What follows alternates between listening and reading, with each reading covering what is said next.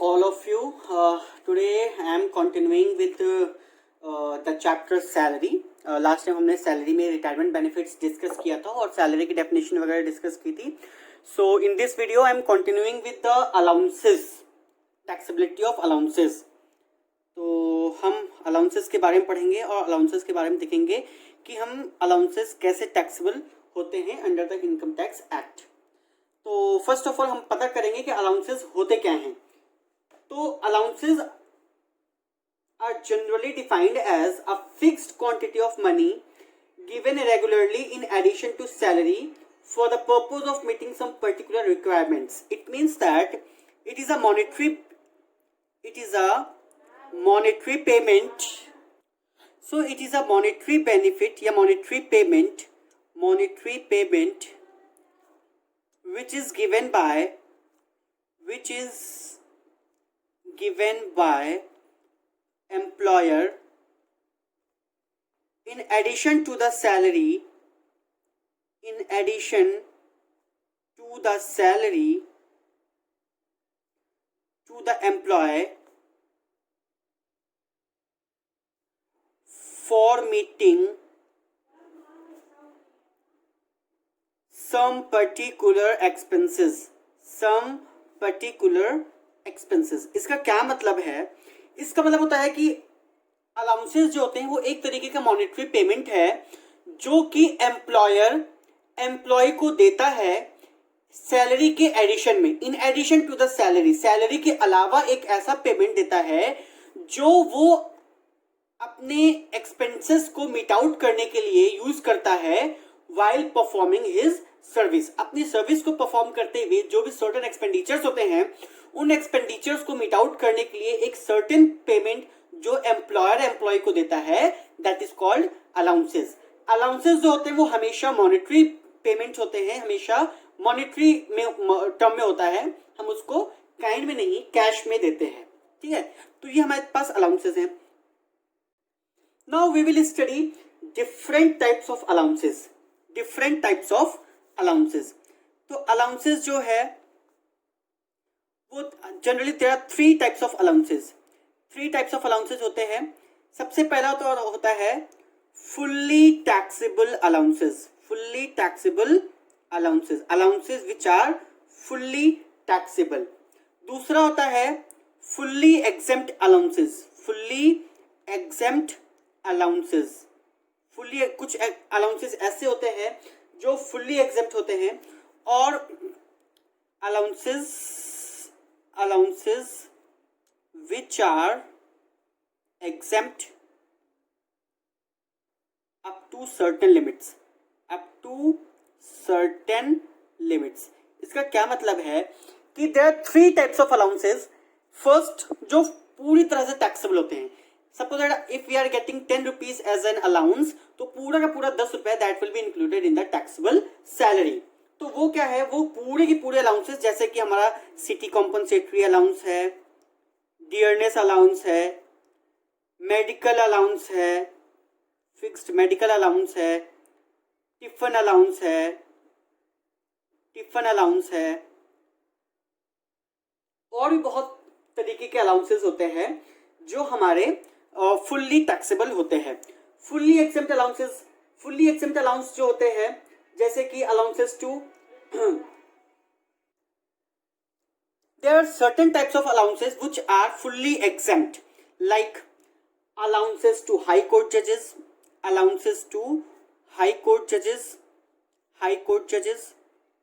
High court के जजेस को जो अलाउंसेस मिलते हैं, या allowances from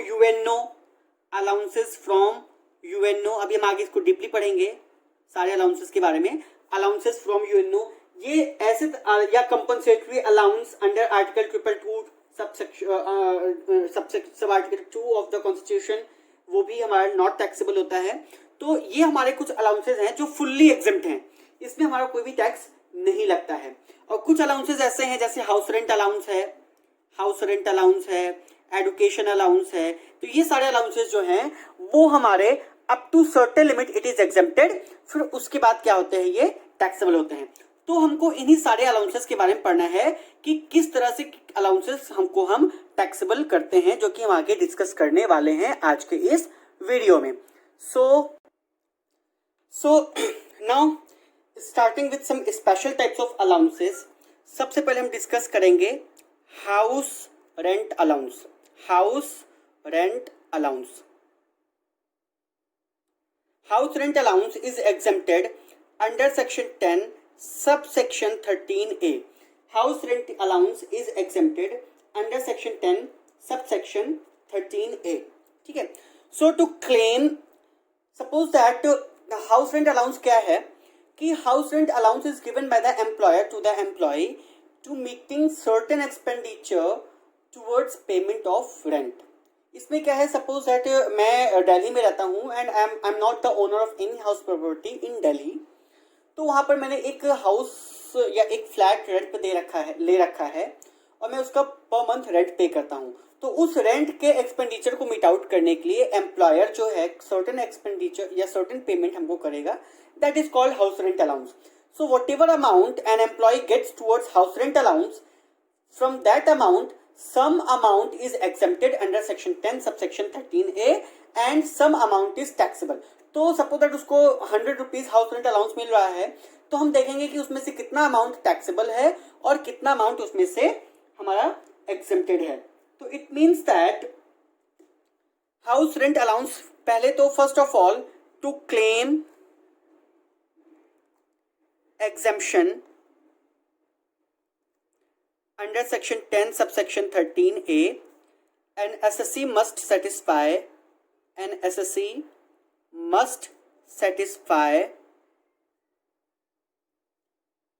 the following conditions. इसका क्या मतलब है कि ये दो कंडीशंस जो मैं अभी आगे लिखने वाला हूं, ये दोनों कंडीशंस फुलफिल होनी चाहिए. Then only the SSC can claim exemption under section 10 subsection 13A. तो पहली कंडीशन क्या है, neither SSC nor spouse nor the minor children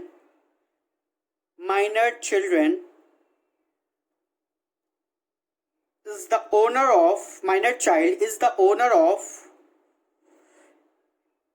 any house property at the place of work. Suppose that मैं जहां पर काम करता हूं, if I am working in Delhi, तो इट मीन्स दैट ना ही तो मेरे पास दिल्ली में कोई घर है, ना ही तो मेरे स्पाउस मीन्स जोड़ा. For husband it is wife and for wife it is husband. ना ही तो मेरे स्पाउस के पास कोई घर है उसके नाम पर, ना ही तो मेरे माइनर बच्चों के पास कोई उनके नाम का घर है. Then only I can claim exemption under section 10 subsection 13A. अगर ये कंडीशन फुलफिल नहीं होगी, then we can not claim deduction exemption under section 10 subsection 13A. Second condition क्या है, that rent paid should be more than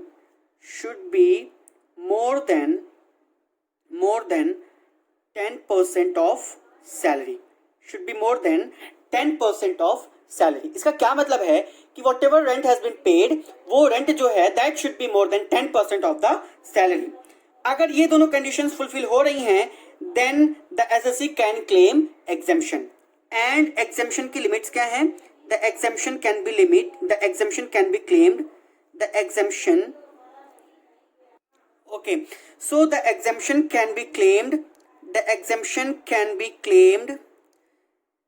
minimum of the following. List of the following.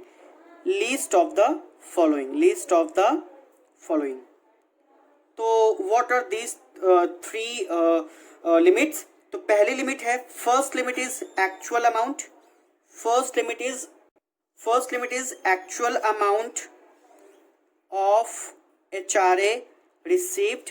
अभी tension मत लो आप लोग, मैं example लेके भी एक्सप्लेन करूंगा कि कैसे आप कहोगे सर ये तो मुझे समझ नहीं आ रहा है, तो मैं कहूँगा प्लीज आप लोग टेंशन मत लें, मैं इसको एग्जांपल लेकर एक्सप्लेन करूंगा अभी. ठीक है, तो actual amount of HRA received.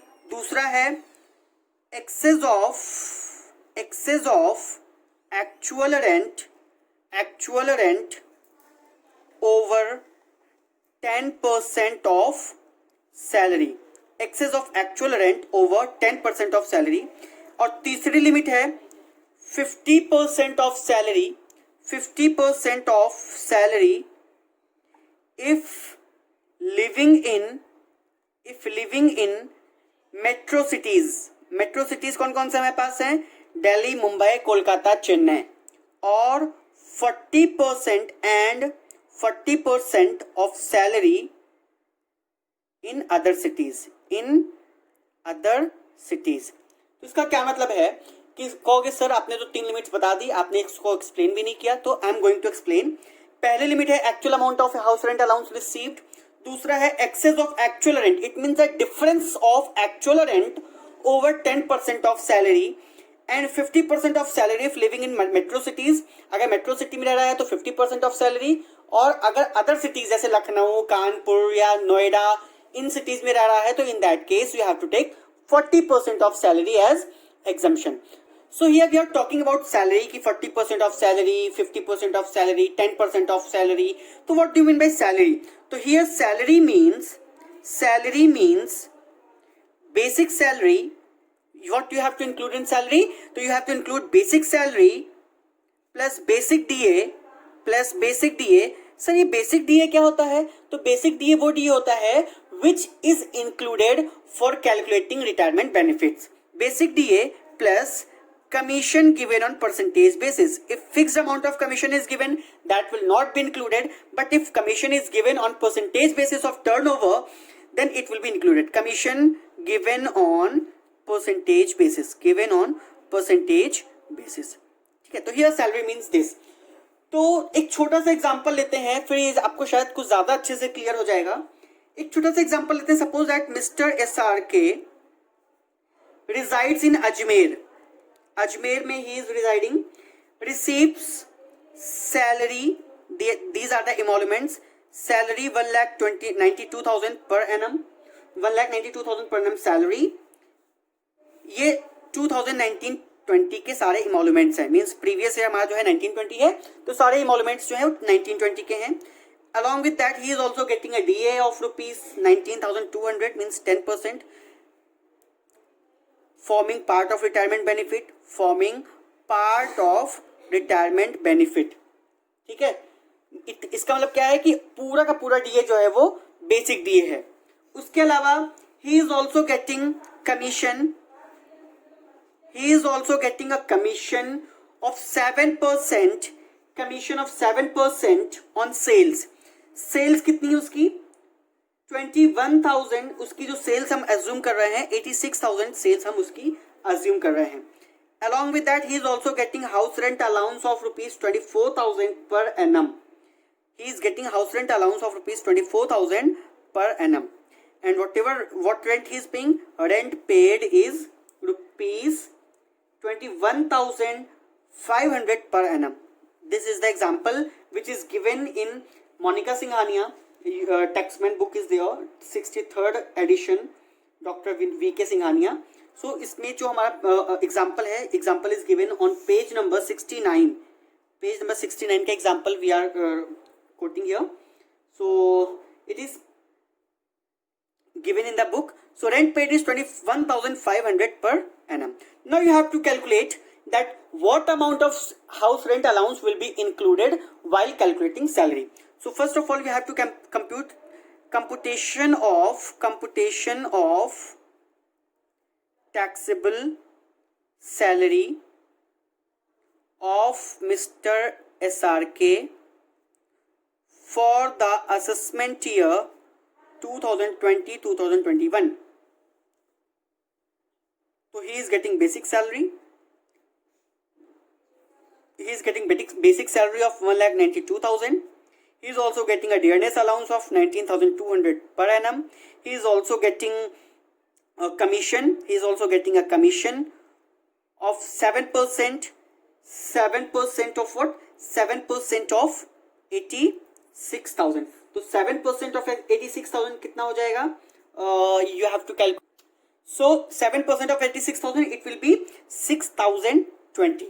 Now he is also getting a house rent allowance of ₹24,000 per annum. But 24,000 पूरा का पूरा टैक्सेबल नहीं होगा, क्योंकि in this 24,000 some amount will be exempted. आप कहोगे सर कितना एग्जेम्प्ट है, तो प्लीज मैं बता रहा हूं। तो in that case you have to deduct. So you have to calculate 3 limits. पहली लिमिट मैंने क्या बताया था, एक्चुअल अमाउंट। तो पहली लिमिट क्या है, एक्चुअल अमाउंट। एक्चुअल अमाउंट कितना, he is getting 24,000 per annum as house rent allowance, so that will be your actual amount. तो 24,000, this is your first limit. Second limit क्या है, excess of actual rent over 10% of salary. तो first of all you have to calculate 10% of salary, and I have told you that what do you mean by salary. Salary means, see here, salary means basic salary plus basic TA plus commission given on percentage basis. So in that case, first of all you have to calculate 10% of salary. So salary means 1,92,000 plus 1,92,000 plus 19,200 basic TA plus commission given on percentage basis. So 2,17,220. तो उसका 10% you have to take 10%. So you have to first you have to calculate 10%. तो 10% is your 2,21,722. 21,722 and actual rent paid is 21,500. 21,500. So see here, I will let you know one more thing. And third limit is 40% of salary, because since he is living in Ajmer, so see, since he is living in Ajmer, so it is city other than the metro city. In that case 40% of the salary. So 40% of the salary will be 86,888. 86,888. So that will be your third limit. See, मैंने कहा था कि 2 conditions fulfil होनी चाहिए। पहला, neither SSC nor spouse nor minor children of the SSC is the owner of any house property at the place of his work. And दूसरी condition मैंने कहा था कि rent paid should be more than 10% of the salary. Here you can see that whatever rent paid is there, that is not more than 10% of the salary. तो यहाँ पर तो ये तो माइनस में आ गया, नेगेटिव मतलब कि 0 है। तो in that case whichever is less, तो 0 will be less. तो जो हमारा एग्जेम्पशन है, exempted under section 10 subsection 13A, तो nil will be exempted because whatever rent has been paid, that is less than 10% of the salary. So if the rent paid is less than 10% of the salary, in that case you cannot claim exemption, because जो minimum amount होता है वही less होता है. Out of these 3 whichever is less, that will be exempted. तो less वाला figure क्या है, वो तो माइनस में आ जाएगा. तो that's why in that case nil will be exempted. तो all 24,000 will be taxable house rent allowance. So this is the method to calculate the taxable house rent allowance. So you have to calculate 3 limits. First is your actual amount, second is your और तीसरी limit क्या है कि 50% of salary in metro cities and 40% of salary in other cities. तो इस तरह से हमारा क्या है, ये कैलकुलेट होगा हाउस रेंट अलाउंस. होप कि ये समझ में आ गया होगा. अगर नहीं समझ में आया है तो you can comment on my video कि सर आप मुझे फिर से समझा दीजिए, तो I will try to explain it again. Now coming to another type of allowance, that is your entertainment allowance. Entertainment allowance. Entertainment allowance क्या होता है? Entertainment allowance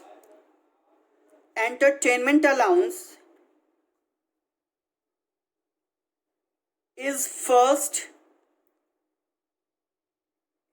included in salary, and thereafter a deduction is given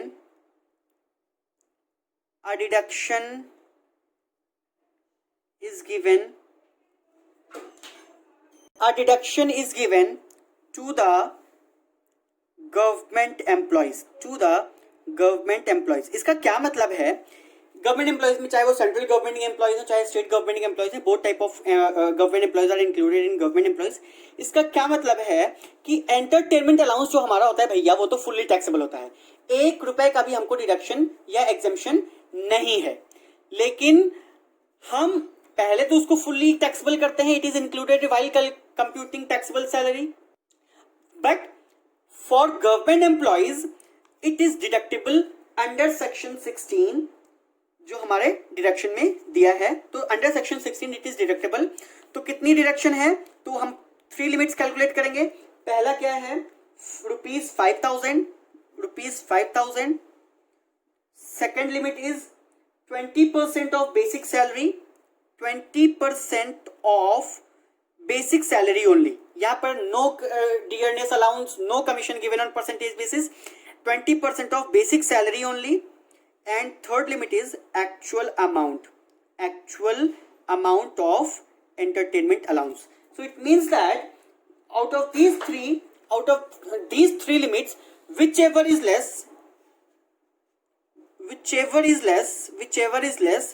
is exempted, is deducted, not exempted. It is fully taxable, but a deduction is given from gross salary. To the government employees list of the following. तो 3 limits हमको calculate करनी है। इन तीनों में से whichever is less, that will be deductible from gross salary under section 16. Now there are special types of allowances. Special type of allowances which are exempt under section 10 subsection 14, which are exempt. So special types of allowances which are exempted under section 10 subsection 14. तो हम इसमें किन allowances की बात करते हैं भैया, तो we are talking about those allowances which are exempted up to the limit it has been consumed. So the allowances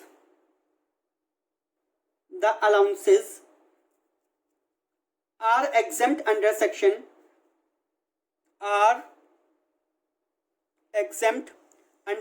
10 subsection 14 to the extent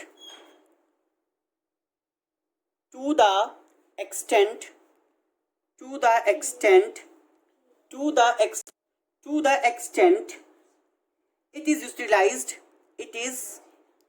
utilized for the specified purpose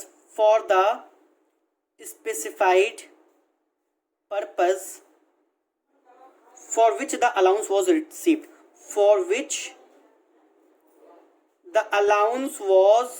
received, the allowance was received. इसका क्या मतलब है, इसका मतलब ये है कि suppose that हमको कुछ अलाउंस, कुछ स्पेसिफिक पर्पस के अलाउंसेस मिलते हैं एंड उन अलाउंसेस को मैंने उस पर्टिकुलर जॉब के लिए यूज किया, तो जितने का मैंने यूज कर लिया उतने अमाउंट तक का एग्जेम्प्टेड है, जितने का हमारे पास बच गया that will be taxable.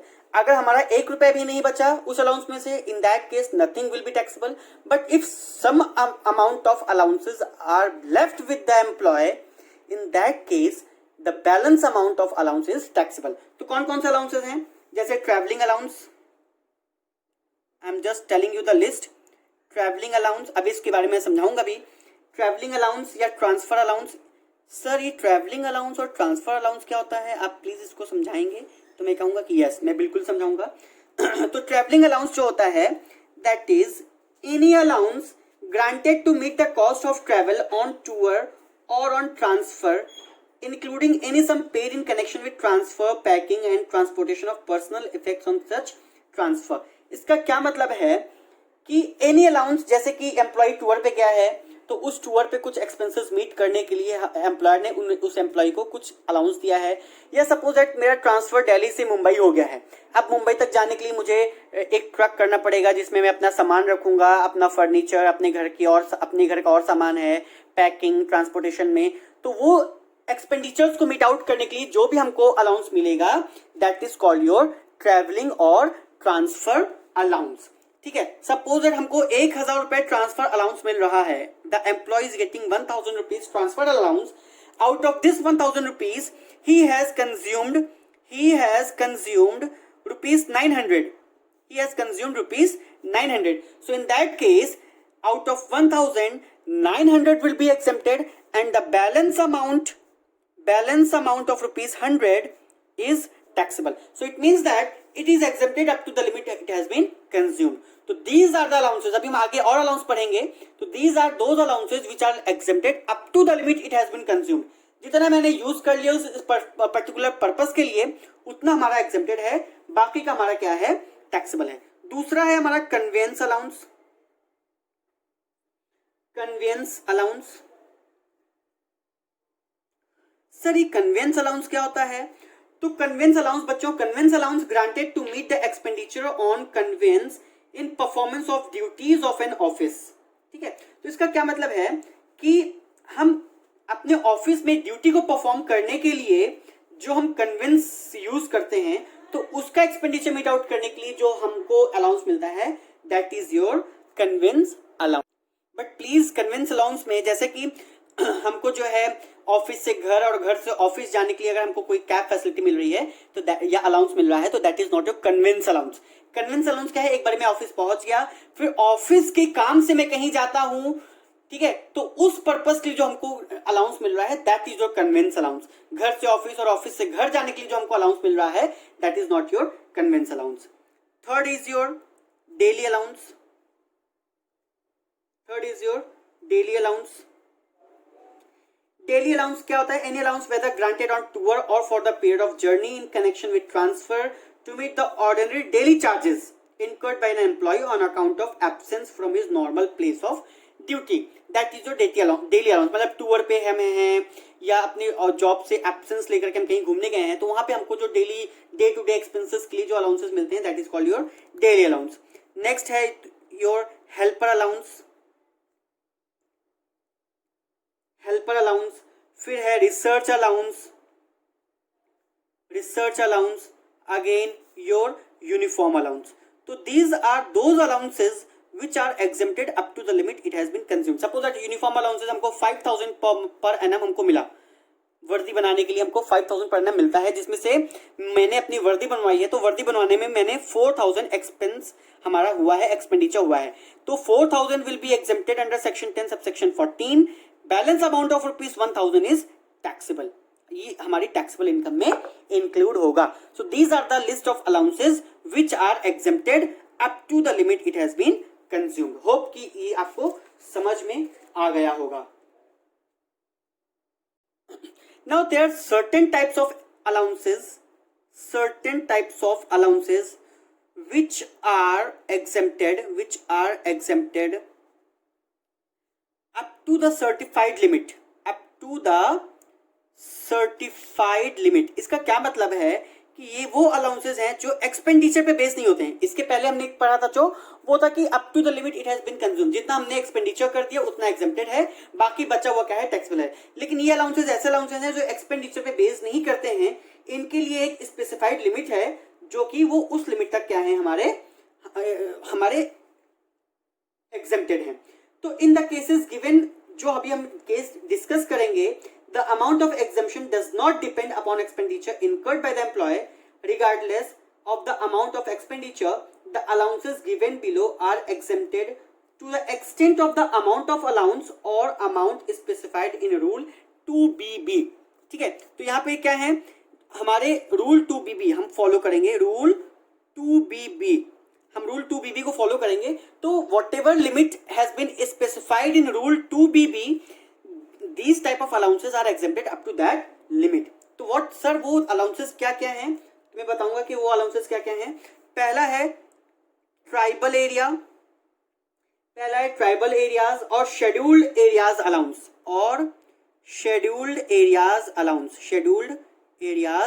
Allowance. Sir ये ट्राइबल एरिया और शेड्यूल्ड एरियाज क्या होते हैं, तो बता देता हूं मैं। Tribal areas is given in Madhya Pradesh, Tamil Nadu, Uttar Pradesh, Karnataka, Tripura, Assam, West Bengal, Bihar, Orissa. तो ये जो इन स्टेट्स में जो हम ट्राइबल एरिया अलाउंसेस, मतलब जो ट्राइबल एरिया अलाउंसेस मिलते हैं वो किन किन स्टेट में मिलते हैं, मध्य प्रदेश, तमिलनाडु, उत्तर प्रदेश, कर्नाटका, त्रिपुरा, असम, वेस्ट बंगाल, बिहार एंड उड़ीसा। इन स्टेट्स में हमारे ट्राइबल एरिया अलाउंसेस मिलते हैं। और यहाँ पे हम पढ़ेंगे कि लिमिट क्या लिमिट है, limit specified in rule 2BB, तो क्या है, 200 rupees 200 per month। Suppose that he is getting rupees 800 per month, as tribal area allowance। Out of that 200 rupees per month is exempted and 600 rupees will be taxable. So 600 into 12, so 12 6 are 7200 rupees is your annual taxable amount. So in this case 200 will be exempted because it is given. ये तुमको याद करना पड़ेगा, ये कहीं हमने नहीं बताया है, ये इनकम टैक्स के रूल 2BB में दिया है, एक लिमिट स्पेसिफाइड की गई है कि इस लिमिट तक हमारा क्या है, एग्जेम्प्टेड है. नेक्स्ट हमारा क्या है, allowance for transport employees. Allowance for transport employees. It means that these are the allowances, transport allowance which is given for the employee which are working in transport department, like railways है या बस कोई department है जो roadways services होती हैं, तो transport department में ही इज वर्किंग. तो it is an allowance granted to an employee working in any transport system to his meet his personal expenditure during his duty performed in course of running of such transport from one place to another place. ठीक है, जैसे guards हो गए, drivers हो गए train के, तो इनको एक प्लेस से दूसरे प्लेस जो भी ट्रेन लेकर जा रहे हैं या जो भी ट्रांसपोर्ट व्हीकल है उसको लेकर जा रहे हैं, तो उस जॉब उस ड्यूटी के दौरान उनको कुछ अलाउंसेस मिलते हैं.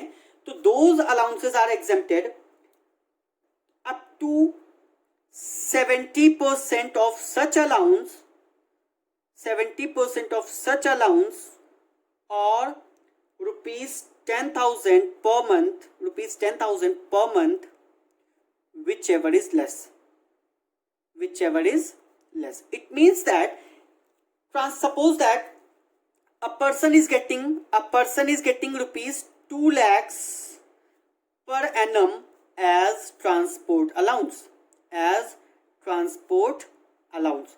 So in that case तुम कहोगे सर इसमें कितना एग्जेम्प्ट है, तो मैंने बताया कि दो limits will be calculated.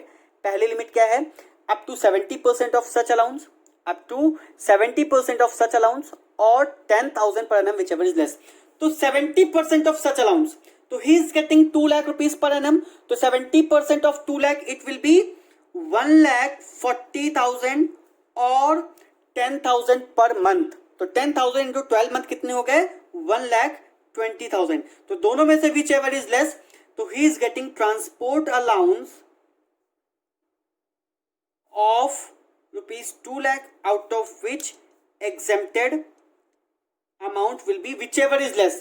Out of these two limits, 70% of such allowance or 10,000 per month, whichever is less, so 1,20,000 will be exempted.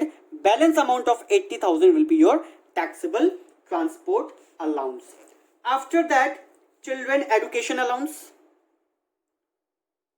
Education allowance ये बहुत ही important है. Education allowance, it is exempted up to rupees 100 per month per child, maximum up to 2 child only, maximum up to 2 child. 2 बच्चों से ज्यादा का exemption हम नहीं ले सकते हैं, up to 2 child only. After that, hostel allowance. Hostel allowance उसको मिल रहा है, एग्जम्पशन तभी वो क्लेम कर सकेगा जब उसका बच्चा हॉस्टल में रह रहा है. सपोज दैट उसका बच्चा हॉस्टल में नहीं रह रहा है but still he is getting an hostel allowance, तो इट मीन्स दैट पूरा का पूरा हॉस्टल अलाउंस क्या है वो टैक्सेबल होगा, एग्जेम्प्टेड नहीं होगा. लेकिन अगर हॉस्टल अलाउंस के साथ रहने के साथ साथ वो हॉस्टल में ही रह रहा है then only it will be exempted. तो कितना एग्जेम्प्टेड है, it is exempted up to rupees 300, up to rupees 300 per month per child, limited maximum up to